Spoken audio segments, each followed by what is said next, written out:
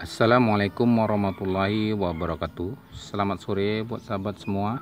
Jumpa lagi di channel Kas TV. Buat sahabatku, hari ini kita akan menjelaskan tentang bagaimana penggunaan Gibberlin buat pemula, buat sahabat pemula. Semoga sahabatku semua diberi kesehatan, umur panjang. Untuk penggunaan ini saya lakukan untuk anggur saya yang saya buahkan sebelumnya dengan sistem potes pucuk, yaitu anggur ninel dan anggur ninel dari HSP mungkin sudah 10 hari. Jadi ini saya lakukan pemberian Gibberlin untuk pertama kalinya di masa bunga itu sudah terbentuk brokoli. Jadi Gibberlin ini adalah gunanya untuk memanjangkan malai, merenggangkan bunga, dan melakukan penjarangan secara genetik ya. Artinya dengan bantuan Gibberlin ini sebagian bunga nanti sebagian juga rontok, sebagian juga merenggang. Jadi kita sedikit mengurangi tingkat penjarangan saat nanti buah terbentuk. Jadi ini prosesnya ini dari awal, dan ada juga teman-teman semua melakukannya untuk membentuk ukuran buah itu sendiri, ada juga untuk menghilangkan biji. Jadi intinya Gibberlin inti atau GA3 ini memperbaiki kualitas buah agar lebih bagus ya. Jadi banyak merek Gibberlin, jadi ini salah satunya saya pakai. Ada yang sistem tetes, ada yang sistem serbu. Untuk pertama kali pemakaian, ada yang teman tanya, itu saya menggunakan 10 ppm. Jadi untuk menggunakan 10 ppm di sini ada petunjuk cara pemakaiannya. Saya untuk 1 mili ini, 1 mili itu untuk larutan air 10, maksud saya 1 liter air. 1 mili di sini, 1 mili Gibberlin untuk 1 liter air untuk mendapatkan 10 ppm. Jadi di sini dalam 1 mili itu 5 garis, sedangkan air ini 200 mili. Jadi kalau untuk 1 liter itu sekitar 1000 mili. Jadi kalau dibagikan untuk mendapatkan 10 ppm dalam air yang 200 mili, saya menggunakan 1 garis di sini. Oke sahabatku, kita lanjut ke takarannya. Jadi saya harus mengambil 1 garis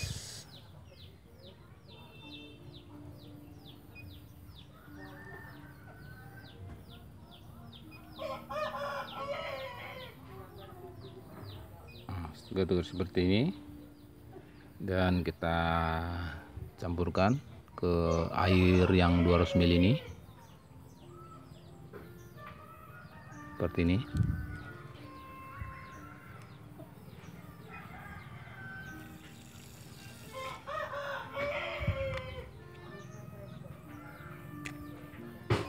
Jangan lupa nanti diaduk.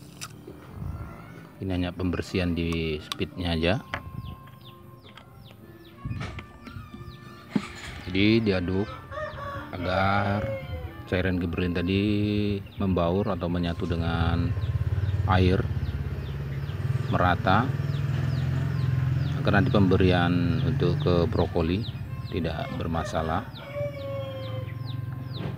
Jadi sahabatku semua, dalam larutan 10 ppm ini tergantung varietas juga, ada yang 15 ppm, 20, tidak semua bisa juga disamakan. Jadi saya mencoba untuk yang ringannya aja dulu. Mudah-mudahan cara ini berhasil membantu dalam penjarangan.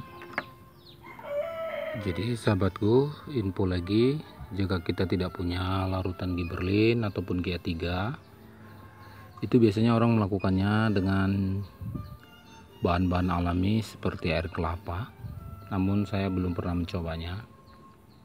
Jadi cara itu juga bisa dilakukan untuk sahabat semua jika tidak memiliki Gibberlin atau larutan, dengan cara organik, dengan alami, bahan-bahan yang bisa kita dapat di sekeliling kita, yaitu air kelapa, Mudah-mudahan itu juga bisa membantu, namun saya belum pernah mencobanya karena saat ini saya masih menggunakan merek pabrikan.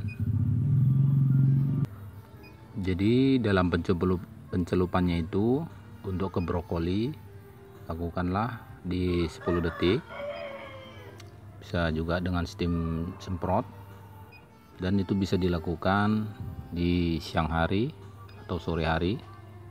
Intinya harus juga bisa memprediksi cuaca agar setelah kita beri larutan ini agar tidak hujan. Namun saya sering melakukannya setelah memberikan larutan ini terkena hujan, jadi hasilnya tidak maksimal.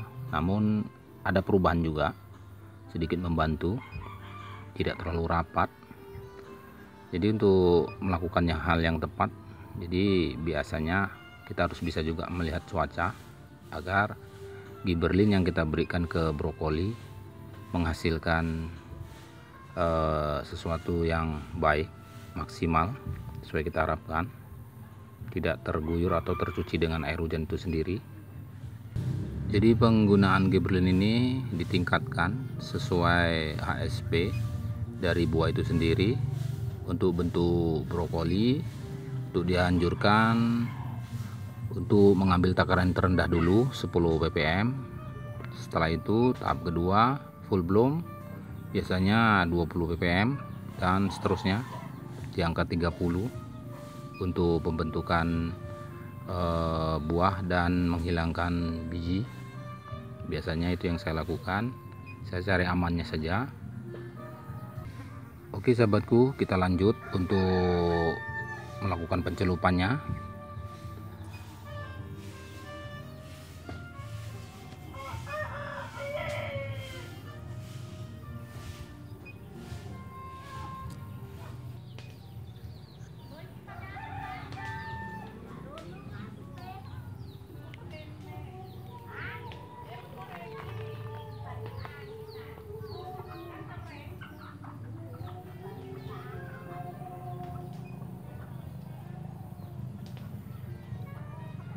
Pencelupan ini lakukan sekitar 10 detik.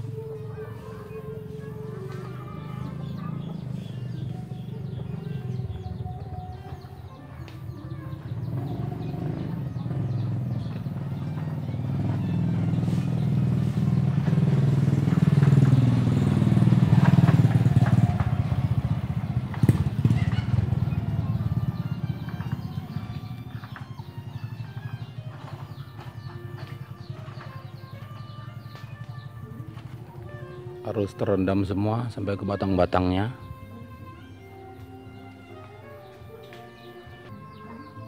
Oke sahabatku semua, mungkin cara yang tadi saya tunjukkan sahabat semua mudah-mudahan sudah paham.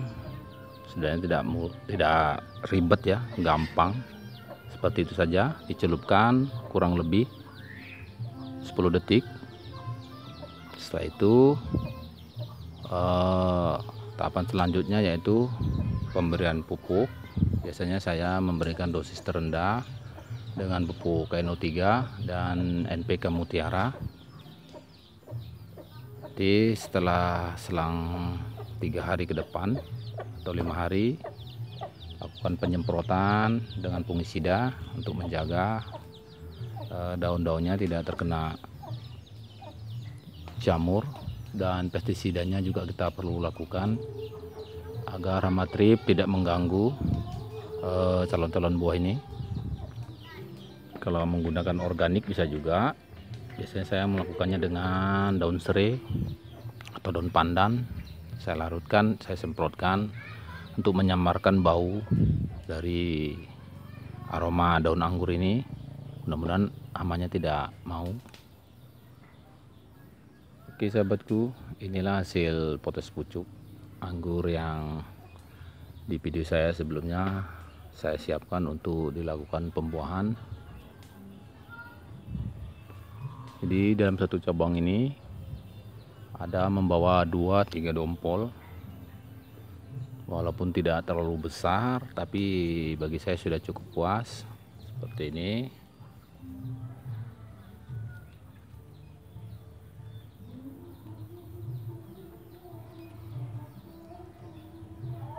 karena ini juga anggur perdana ya di usia muda.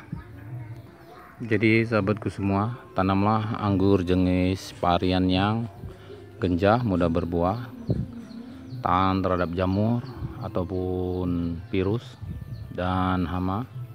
Mudah-mudahan varian jenis Ninel ini varian lawas yang sudah banyak orang kenal.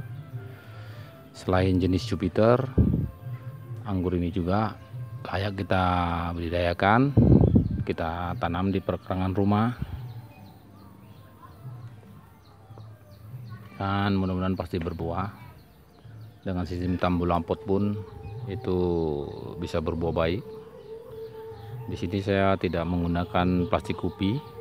Dalam penerapan ini sahabat semua harus bisa membedakan perlakuan terhadap tanaman yang menggunakan plastik kupi pelindung ataupun atap, dan perawatan dengan terbuka seperti ini itu tentu beda. Memang sedikit lebih banyak perawatannya di tempat terbuka ini dibandingkan dengan plastik gupi, namun tidak terlalu merepotkan bagi saya, biasa-biasa saja. Hal yang kedua, dengan sistem tambul lampot itu juga berbeda dalam perlakuannya. Ada beberapa yang sama dan ada beberapa yang beda. Dari segi ukuran, takaran ataupun cara penggunaan pestisida atau fungisida juga berlaku beda. Jadi untuk tempat terbuka seperti ini di kondisi cuaca yang sering hujan, saya untuk melakukan penyemprotan itu durasinya 5 hari sekali, tidak 1 minggu ya.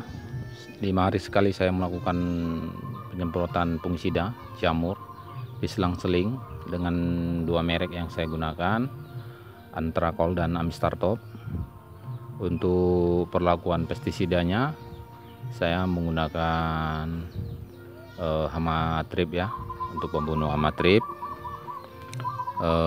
terus desis, itu saja. Dan itu saya selang-seling bergantian. Untuk fungisidanya saya 5 hari, sedangkan pestisidanya saya 1 minggu sekali. Jadi sahabatku semua, intinya kita harus bisa mengenal tanaman anggur kita sendiri dan memahami karakternya, cuaca yang membuat perlakuan itu bisa berbeda-beda di setiap wilayah. Namun pada intinya tujuan itu semua sama, agar tanaman kita itu bagus sesuai yang kita harapkan. Jadi alangkah baiknya sebenarnya tanaman ini tidak keburu kita buahkan, tapi intinya ini memang karena saya ingin buktikan pada teman-teman semua, sahabat-sahabat semua, bahwasanya anggur itu bisa berbuah, bisa layak kita tanam, dan bisa kita buahkan dengan cepat, asal saja karakter ataupun persiapan-persiapan sebelumnya sudah kita siapkan. Dan bisa kita lihat, karena saya menunggu ini, yang lainnya ini masih kecil-kecil, tentu bosan, sedangkan yang cabang lainnya sudah siap dengan ciri cabang sudah mencoklat. Dan di sini saya buahkan dengan sistem potes pucuk. Ini saya pecahkan di 3 mata bat, dan 3 bat ini membawa bunga seperti ini.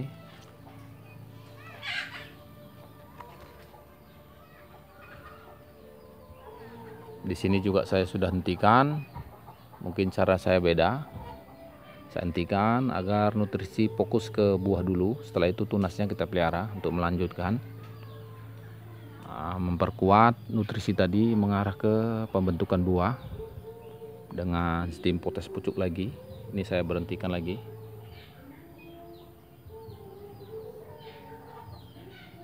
Saya potong di sini potes pucuknya, dan di sini tunasnya tumbuh, dan itu akan kita pelihara untuk melanjutkan seterusnya. Jadi saat pemberhentian ini juga membantu membesarkan bunga ini. Itu cara saya.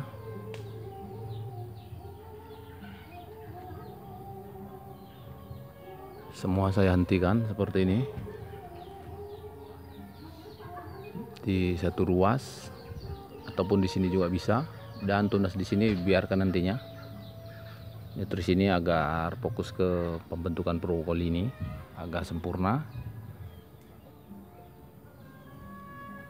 Oke sahabatku, itu saja perawatan bunga anggur ninel yang saya potes pucuk atau potong pucuk. Di video saya selanjutnya juga sahabat semua bisa melihat bagaimana caranya hingga berhasil membawa bunga seperti ini. Tunggu video saya selanjutnya, mudah-mudahan ini bisa menjadi motivasi buat sahabat semua. Jadi tanaman anggur ninel ini juga layak kita kembangkan. Mungkin sampai di sini, tunggu saya di video selanjutnya.